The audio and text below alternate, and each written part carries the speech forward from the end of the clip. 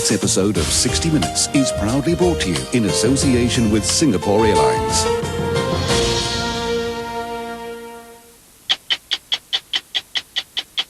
Tonight on 60 Minutes. You can hear them tooting now because they're absolutely pissed off. We've become the second most motorised nation on Earth, but just how well are we adapting? Slow down. Everybody's a sheep, so everybody follows what's the normal thing to do. Another licence. Oh, come to me. Oi, this way. A nation of wayward sheep who follow our own set of rules outside of the law. You're still doing 130. My own worst habits. Yeah, I can drive that fast. Tonight, the frightening reality of why the Cold War may have ended, but the threat of nuclear war has not. It's built to carry 3 thermonuclear warheads that can hit and destroy any 3 cities in the world in just half an hour. All of this equipment is still in place as it was at the end of the Cold War? Yes. Unfortunately, yes. The possibility that this man could end the world. What we do, we could possibly end civilization as we know it. Why are we, the United States of America, still doing this? Good question. Tough answer.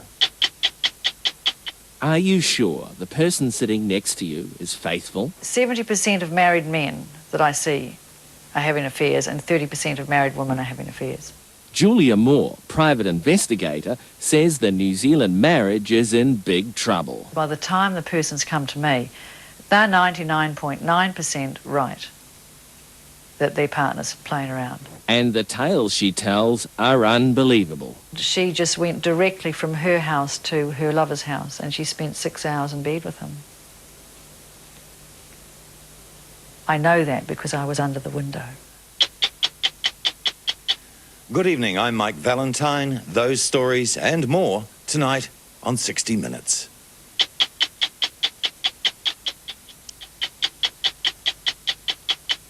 Arrogant, aggressive, rude, discourteous, not to mention incompetent. Yes, they're common descriptions of other drivers. It's a little-known fact that we've become the second most motorised nation on Earth. But how well have we adapted? Well, the short answer is not very well. We've picked up some very bad habits that increasingly are making our roads far more dangerous than they need to be. And as you're about to discover, often our worst personality flaws are exposed in the driver's seat. It's just chaos. Is a licence for the police department to print money. It's 3:30 on a Friday afternoon on one of Auckland's busiest intersections, and Carl Howie is getting steamed up.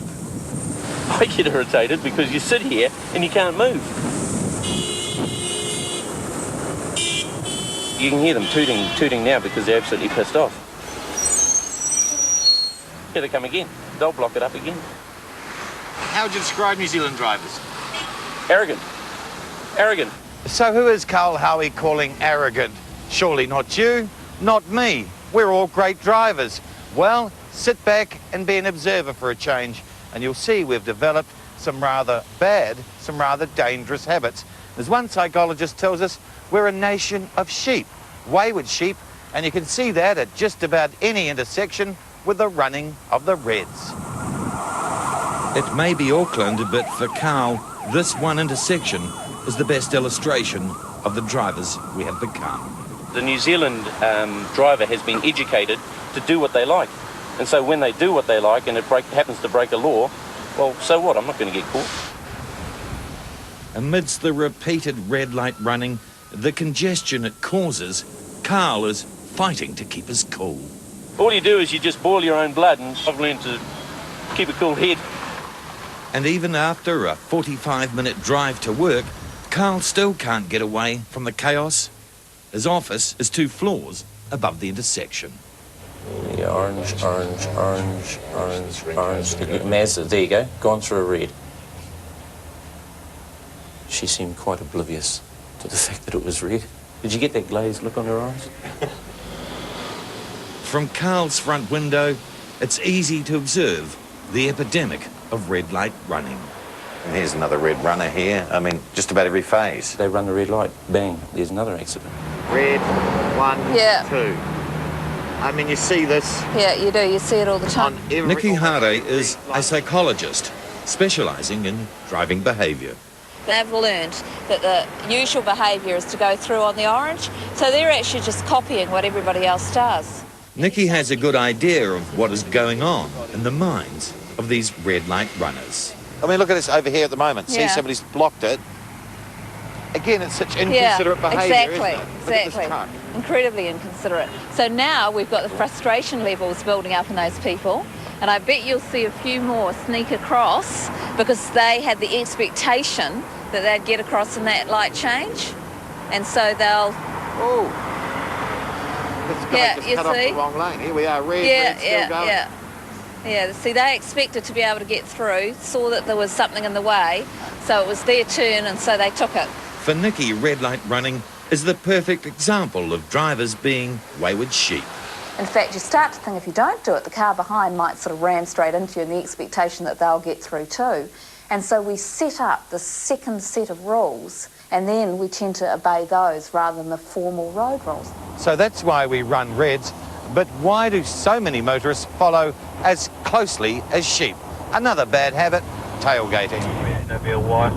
See that's far too close. That's a ticket. This unsuspecting motorist is about to be pulled over and ticketed for driving on those second set of rules. Hi there. Stop you because of your following distance. Okay, you only had one car length there. Big problem on the motorway, it causes lots of nose and tails and things like that, so we enforce it quite heavily. A fair cop if you apply the law, but according to our driving psychologist, this driver simply obeys her own set of rules. You're actually punished because people nip in front of you, so you learn very quickly to stick to the informal road rules, which say you drive as close as you actually can to the car in front of you. So that's a classic example of where the conformist behaviour sets in. Whatever it is that makes tailgaters tailgate, as you've just seen, there are real safety issues at stake. The motorist simply didn't see this patrol car or its flashing lights. Slow down. As you see, following motorists also struggle to cope with the unexpected. Exactly. You know, you're in control of what you're doing, but you've got to remember that the road is a place in which other people are doing things too. And so if you allow a larger margin for other people's errors, as well as your own mistakes, you're going to cause these crashes. This guy here's decided that he doesn't need to use his indicators, so we're pulling him over in a minute. There we go, there's another one. Another little irritant for us all, the let's change lanes without indicating driver. Classic, that one. A pattern which puts him and other motorists at great risk. It makes it a nation of people who are potentially at higher risk in terms of our driving than in other countries, I think, ultimately, because you set up a system where there's narrower and narrower margins for error. Let's face it, driving can be very frustrating, and we've all experienced it on our highways. Those slow drivers holding up a long line of traffic, enough to make a normally rational person take extraordinary risks. It's a near miss and another common failing. One that Jeff Gerbich, team leader of the Motorway Patrol, has seen too many times. This motorist had set himself a dangerous target. Trying to keep up with his mate, he came within seconds of a head-on smash. For Nikki Hare, the message is clear. You know, try and keep those emotions in check. But it's difficult to do. You know, other drivers are frustrated, and we do respond to that. And some of us respond by sitting there just getting angrier and angrier. Others respond by actually taking action, which is probably the more dangerous course. There's another bad habit that, if we're honest, we've all been guilty of, and it can be so easily solved by lifting the right foot just a little. 125, near lane, third one from us. Speed, the biggest cause of accidents. Got a 141 coming in, 348 metres. Your speed's just been checked at 141 by laser. You have any reason for your speed? No reason. This on a motorway off-ramp running into a 50k street, and the speeds keep building. Another licence! Oh, come to me! And the car coming in has been clocked at 162. Over there! Oi! This way! My word, everyone wants to lose their licence tonight. In just a 90-minute operation here, 7 drivers would instantly lose their licences. 162 is loss of licence, okay, for a mandatory period of 28 days. And all would belong to the same high-risk group, young males like Mike, a passenger in the car booked doing 162. Is this going to change your behaviour? No. No. No. I enjoy the thrill of driving fast because it is a buzz, and the fact that these guys are going to put him in the cell for the night and give him a little bit of a fine, maybe take his license off him for 6 months or something. No, it's not going to change anything. Why not? Because basically a slap on the hand's not enough. An alarming attitude, but alarming too, that younger women are now following in the tyre tracks of their male counterparts. The younger women are becoming a sort of new risk group, if you like, along with their male counterparts. And I think that's just part of the whole change in gender roles. Do you enjoy driving? Oh, not really. I'm a nervous driver, actually. Eh? Yeah, I don't think I'm a very good driver. You know, I don't think I'm very skillful. I've never learned to work the mirrors properly, the side mirrors, which is pathetic, considering I go onto a motorway every day. If she's learned anything from her research, Nikki has discovered skill doesn't equal safety on our roads. I've heard this a million times, I've got to say, from men, and they say, well, okay, so women may be safer drivers and may be slower drivers, but they're causing all the accidents. What you're trying to say is that because the men can't do what they want because this woman driver is impeding them by going slowly, she kind of forces them to overtake her, and then the crash that happened is actually the fault of this woman that was driving along slowly. Is that the logic? That is the logic. Yeah. Well, I think the logic is kind of as flawed as it sounds when you actually spell it all out. So if bad driving isn't a gender issue, perhaps it has something to do with ethnicity. Who hasn't heard complaints about those Asian drivers? You're still doing 130. A routine case of speeding, or so it seemed. Good evening. Good evening. I checked your speed at 130 kilometres per hour. Do you know what the speed limit is? But Jeff Gerbich would soon discover the driver was a new immigrant Do you understand that? without a driver's license, First, second, and there was a language barrier. first day. Yeah. 1st of April. Thursday, April. Are you pulling my leg? Asians are a minority group in Auckland. You know, bad driving in that sense is a minority behaviour. It's an unusual behaviour that we recognise. So when you happen to see an Asian driver doing something that you consider to be a dangerous driving behaviour, you tend to see those two things going together much more readily. So you tend to generalise to the rest of the population, say, Asians are bad drivers. If you see somebody of European descent doing the same thing, because they're the majority group in the culture, you don't tend to make the same generalisation. The perceived wealth of Asians, she says, only adds to the prejudice. Do we have an antagonism towards people who drive fast or flash cars? Well, we do, because we'd rather like to have the flash car ourselves.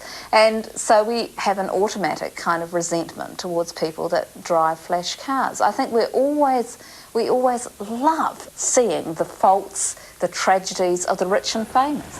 When you're in charge of half a tonne of potentially lethal metal, you'd think cars would bring out the best in us, but so often they bring out the very worst. Road rage, a sign of our times. Human beings are territorial. They have different kinds of territory, and car is one of them. I think that also extends to the way we behave in our car. That reflects who we are again. And often you'll find that people who behave recklessly in their car will maybe behave recklessly in other parts of their lives too. We have quite a high opinion of our driving, and reality is not that great. He spends his working days watching for our driving faults and often cleaning up after them. Go down to 1 lane northbound by Market Road off-ramp. But this is one officer who's brave enough to acknowledge that on the road, as a private citizen, he's not without fault. My own worst habits. Yeah, I can drive a bit fast. Sorry, this is a... Yeah, I do. And when I say a bit fast, 8 to 9 kilometres over limits. But I think that's a bad habit. And I'm conscious of it. Nicky Harday says we all need to examine our bad habits on the road. We can change, we can be more courteous. If we can't, well, there's another solution. Do we need to be punished before we change our behaviour? Well, punishment's kind of the most direct one in lots of ways. You have a behaviour that's prevalent, say red light running.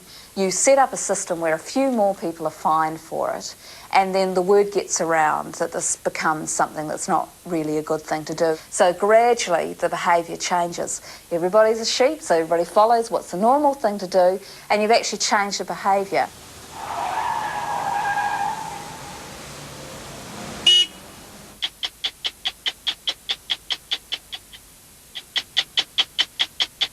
Even now they're bickering over missiles and anti-missile systems during the current nuclear non-proliferation treaty talks.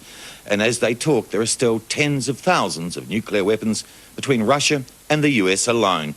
In fact, contrary to popular belief, the Cold War is probably as chilly as ever. The Americans and the Russians are still armed to the teeth with terrifying arsenals on standby. But two unlikely doves have emerged from among the nuclear hawks, the commanders of the Russian and American nuclear forces. Dan Rather follows their remarkable behind-the-scenes campaign to convince the politicians that only arms reduction can save the world. Mic test 1, 2, 3, 4, 5, 6. It's 1 a.m. Pitch black with a dense fog settling in on this remote California hilltop.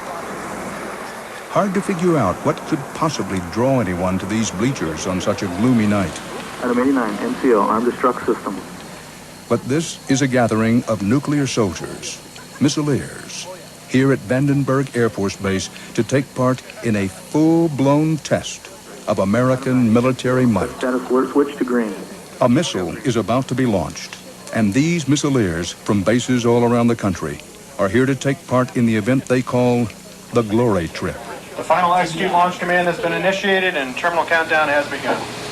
5, 4, 3, 2, 1, mark. Get it up, there it goes! That is a Minuteman III intercontinental ballistic missile in its first seconds of flight. 60 feet tall, 200 tons. It's the mainstay of America's nuclear arsenal. It's built to carry 3 thermonuclear warheads that can hit and destroy any 3 cities in the world in just half an hour. Why are we, the United States of America, still doing this, still at the nanosecond ready with nuclear weapons? And why are the Russians? Good question. Tough answer. No one has greater credentials to answer that question than 4-star General Eugene Haberger.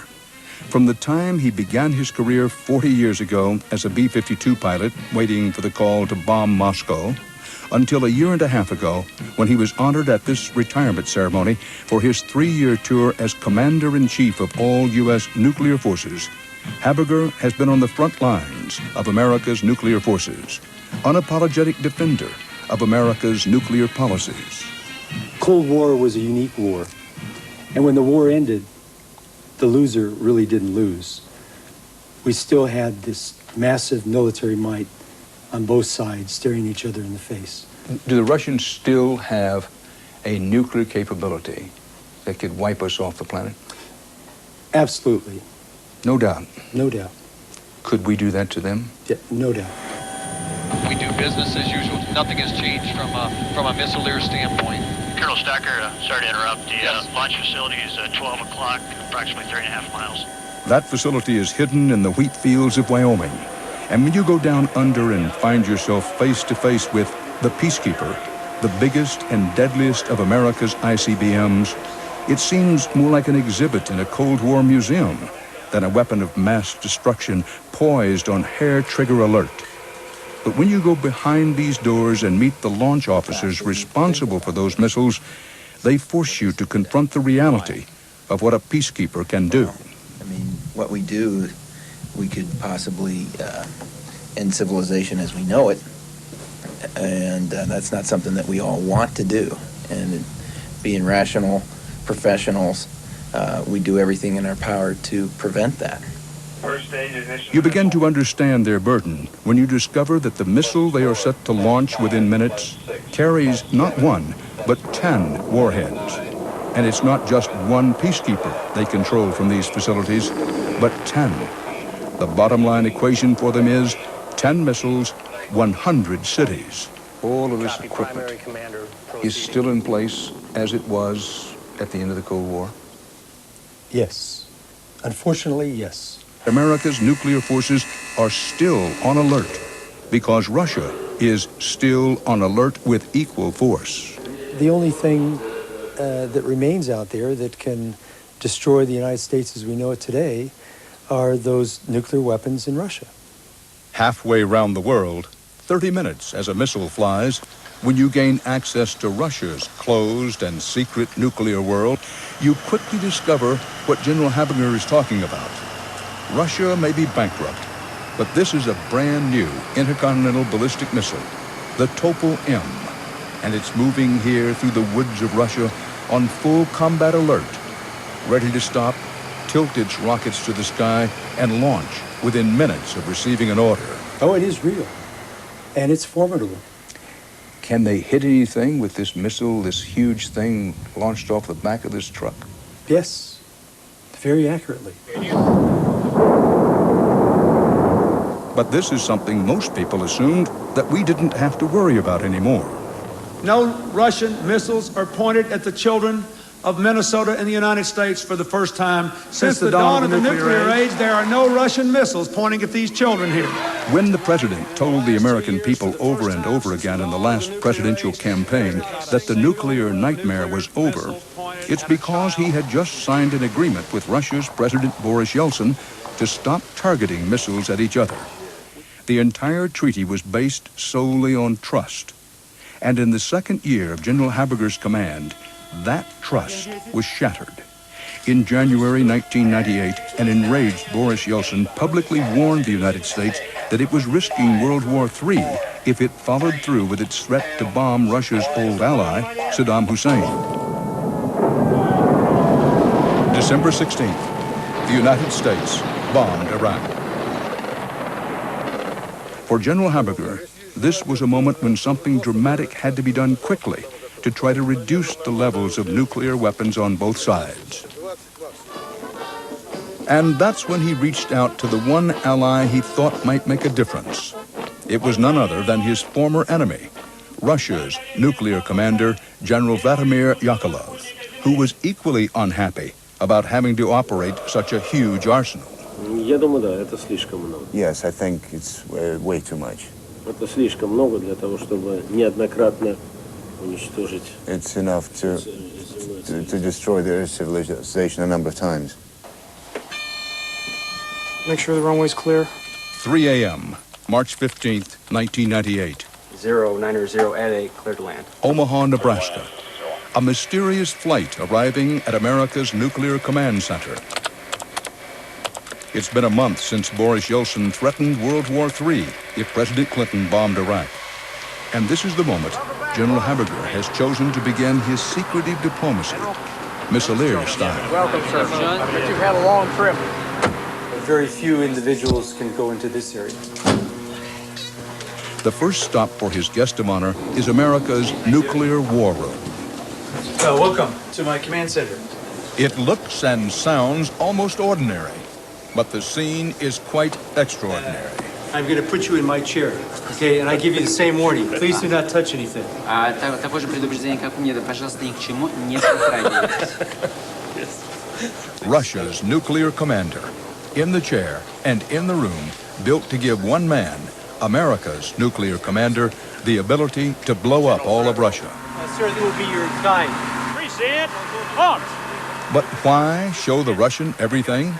One reason was to gain his trust.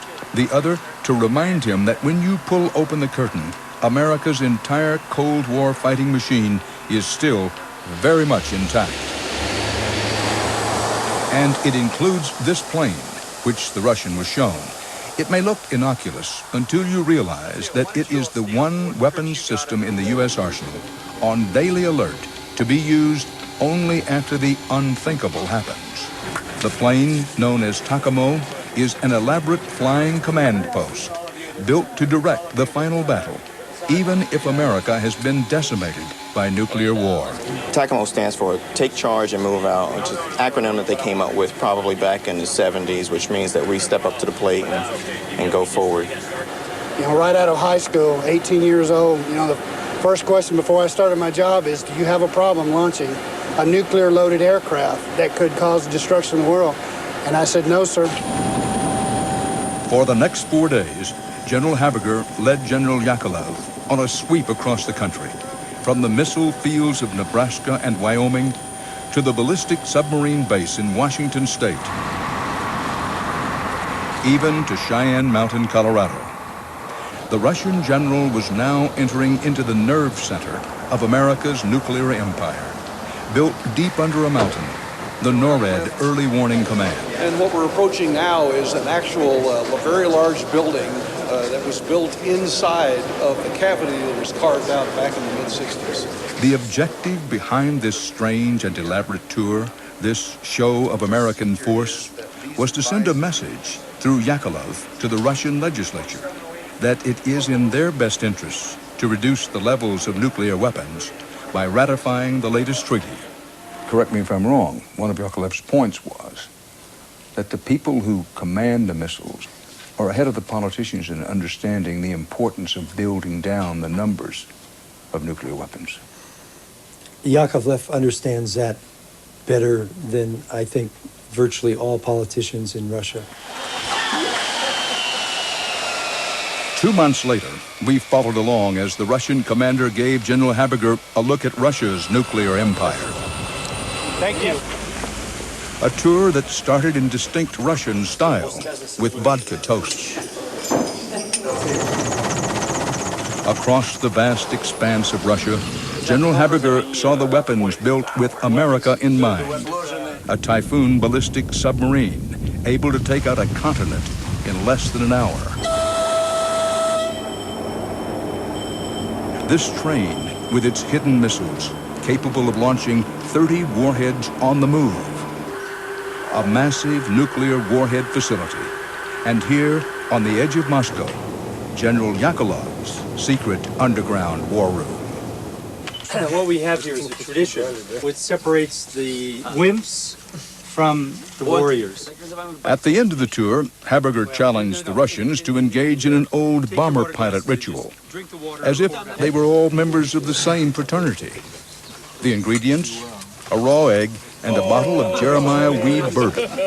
Будем сейчас работать или вам решать?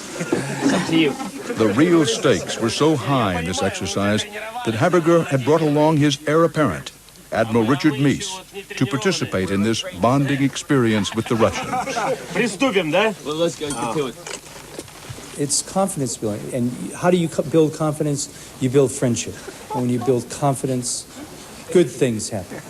That good thing was supposed to be the passage of the START II Arms Reduction Treaty. And everyone here was certain it would pass. And the night before they were to vote, we began bombing Kosovo. And that just blew the entire effort. After the bombing in Kosovo began, the Russian missileers were ordered to break all contact with their American friends. And General Yakovlev deployed 10 new Topol missiles and mounted the largest nuclear exercise since the end of the Cold War. We have reached the point where the senior military generals responsible for our nuclear forces are advocating more vocally more vehemently than our politicians to get down to lower and lower weapons. Think about that. I have thought about that, and the irony of that is extreme. It's a dilemma. I know of no other situation in the history of our country where we face this kind of dilemma.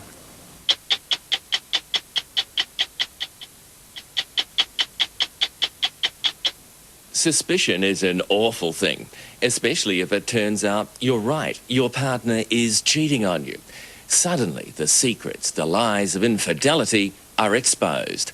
According to experts you'll hear from tonight, infidelity is a major factor in about 25% of marital breakdowns. But the actual incidence of cheating, they believe, is considerably higher. Why is this so? How can you spot it? Well, few people know more about cheating than Julia Moore. She's a private eye who's built up a booming business in New Zealand, catching cheaters in the act.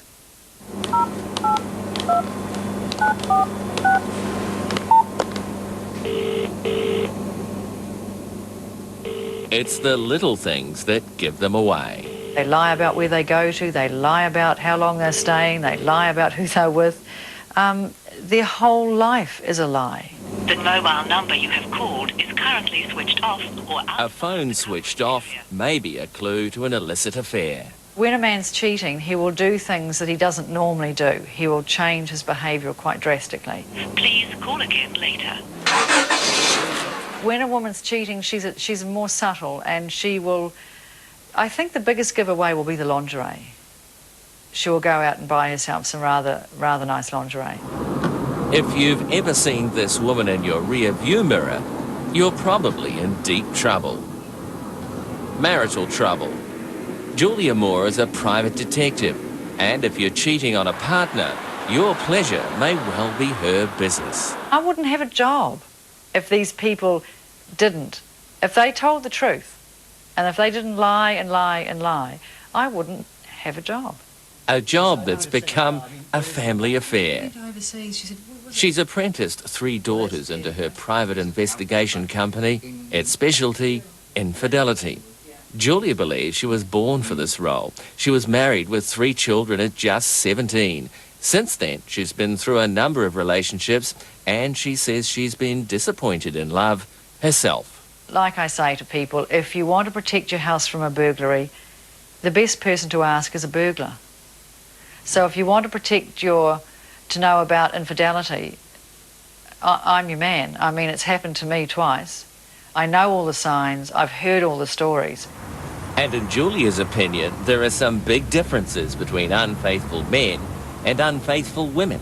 Women often, when asked, will say they've had an affair because women are looking for something different than a man's looking for, usually. It's more emotional for women, it's physical for a man. No. This notion that men are from Mars and women are from Venus, it's just rubbish. Jerry Braun Douglas, psychologist. Because, we're actually both from Earth, and we both look for the same things in a relationship. What we want is a quality relationship. The psychologist and the private eye, both seasoned observers of our most intimate behaviour, but when it comes to infidelity, diametrically opposed. 70% of married men that I see are having affairs, and 30% of married women are having affairs. Some of the latest research that I've been reading about the incidence of affair behaviour, American-based, indicates that amongst younger women, married younger women, the rate of affair behaviour is actually slightly above that of men. Why is it, do you think? It's more to do with opportunity. A greater number of women are in the workforce now and staying in the workforce longer. And so, therefore, they're getting more opportunity to mix and be with other people. And so if you're in a situation where you're not feeling connected to your spouse, and that's been going on for some time, then there's greater opportunity to be open to a sense of connection with other people. However, Jerry and Julia both agree that when infidelity strikes a relationship, it causes enormous pain all round. And at one stage I really did want to die. I really just wanted to finish it all because... Sarah is one of Julia's clients. We've changed her name and voice. It was her husband's midnight activities in the laundry that first raised suspicions. He just went to a function on his own and came home, woke me up when he turned the washing machine on. Well, you don't normally come home and just throw a shirt and your underpants and that in the washing machine. In the middle of the night? In the middle of the night, yeah. How did you actually catch the husband in that case? Because I followed the other woman. And I just verified all the things the wife knew. I just verified where she worked, where she lived. Was that enough? That was enough. That's all she needed. How difficult is it for you to uncover the cheat? It's not difficult at all, because by the time the person's come to me, they're 99.9% right that their partner's playing around. And when it comes to infidelity, men, in Julia's opinion, are their own worst enemy. A man never has a backup plan. I mean, Bill Clinton's a perfect example of a guy without a plan. And I can't see Hillary making a fool of herself like Bill did. And yet I think he's a real clever guy, but in the infidelity stakes, he's not clever. He never had a plan. A woman will have a plan. She will actually really work out very clearly what she's going to do, how she's going to get away with it, because women are just far more devious.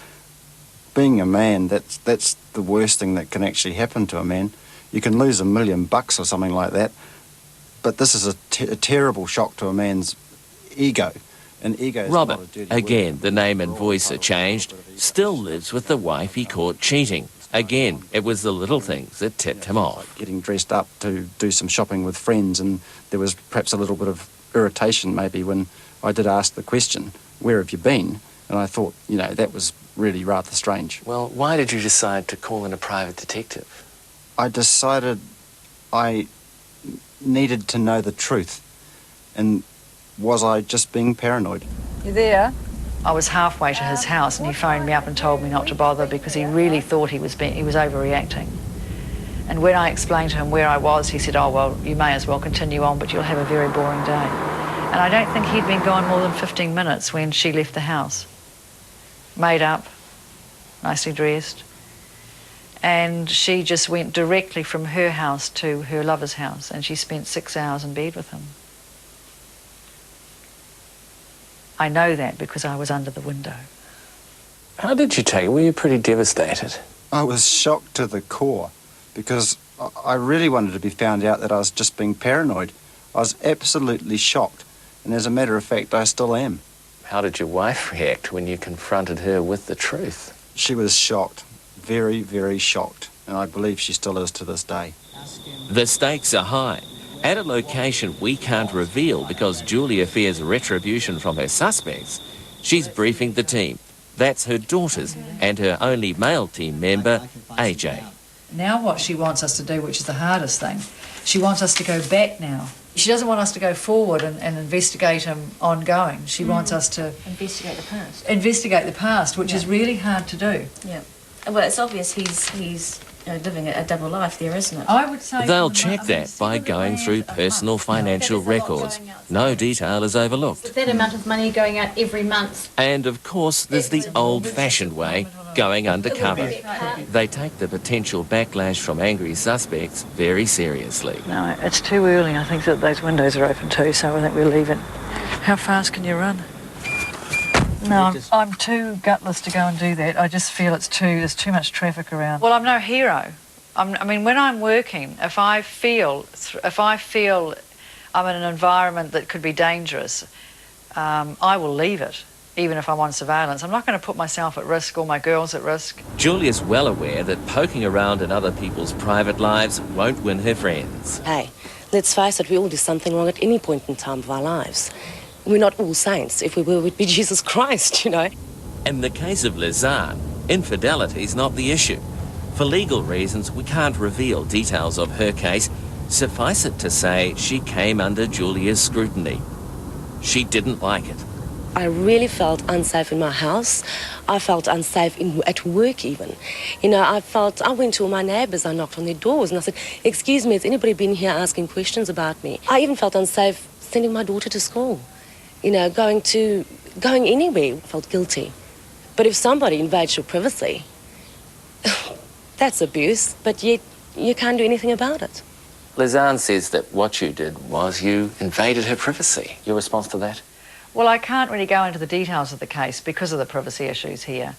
But I didn't do anything that any other normal citizen could have done. Did you follow her around? No, I didn't follow her, no. What did you do there? Oh, well, I had her under surveillance, yes. This kind of anger from someone that's been placed under your surveillance, is this usual? It is when they find out, but they very rarely ever find out. But there was a time when everyone found out. Infidelity was the stuff of newspaper headlines back in the days when adultery was grounds for divorce. It was pretty sordid when you had petitions for divorce based on adultery, and you had private investigators who were employed often by lawyers to gather the information, and they're checking motel registers and all that sort of thing. Now that is no longer... Simon Jefferson is one of New Zealand's leading family lawyers. He's seen it all and still does. I guess in about 25% of the cases I'm involved in, the fact that one party or another has been unfaithful sexually is of considerable significance to the way the people approached their separation. Well, if a person finds that their spouse is cheating on them, what can the law do for them? If a spouse finds another spouse cheating on them, to use your expression, it's a moral rather than a legal issue. So adultery is gone from the law books? Effectively, yes. There is no remedy, legally speaking, and that does leave a lot of people who are concerned by sexual infidelity or playing around pretty frustrated. And for many of the victims of infidelity, private investigators like Julia Moore and her family of detectives offer the only answer. And it can take 6 months before I actually get to do a job for someone, because they're always thinking maybe they're wrong. Because when they ask this person, are you having an affair, that person says, no, darling, I'm not. Is that the worst part? Of course it's the worst part. That doubt, not knowing. That's the most, I think that does the most damage. If people could just say, you know, I don't want to be with you anymore, I want to see somebody else, I want our marriage to end, it would be hard, but it would be kinder. What about you yourself? Now, you've been unlucky in love. Do you think you'll ever find the perfect man? I don't think there's such a creature, is there, really? As I don't think there is the perfect... Well, I guess to somebody, their partner's probably perfect. I guess I know what I don't want now. Which is a cheat.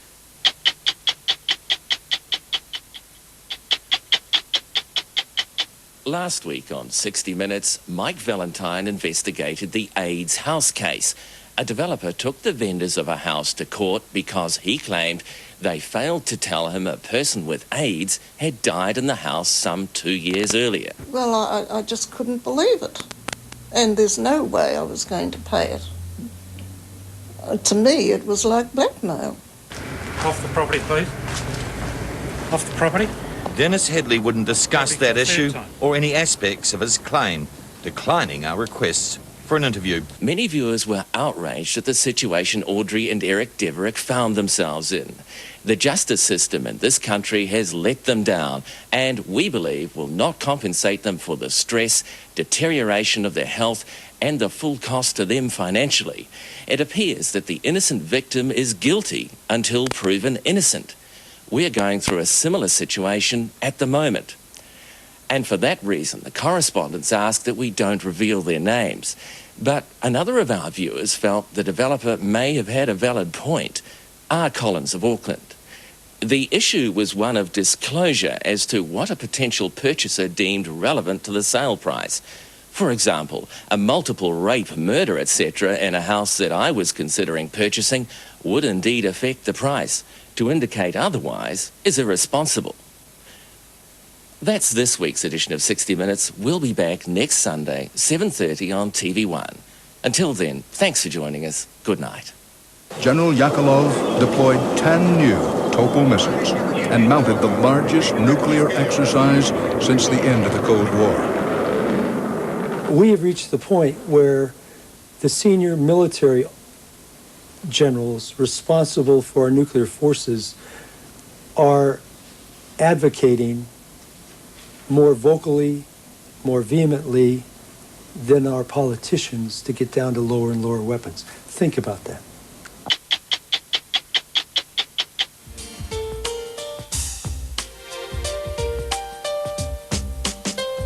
Tonight's episode of 60 Minutes was proudly brought to you in association with Singapore Airlines.